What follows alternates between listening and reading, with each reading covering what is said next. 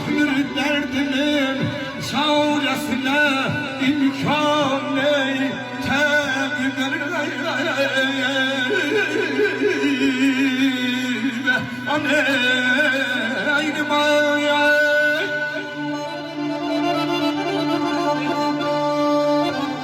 Kaş ki bu dünyada ne his ne tamah, ne de kalbi kirli insan olaydı.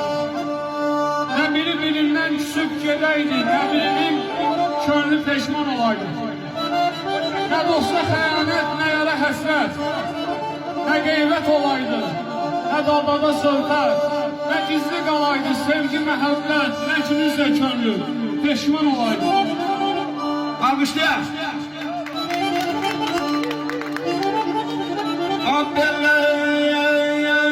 Can almakla yəqin bir fayda verməzsən bu cana.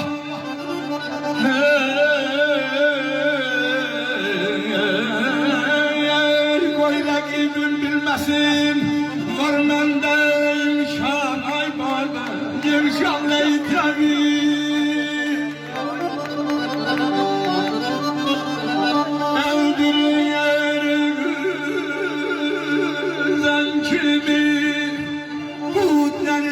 Mənim ayrı midəm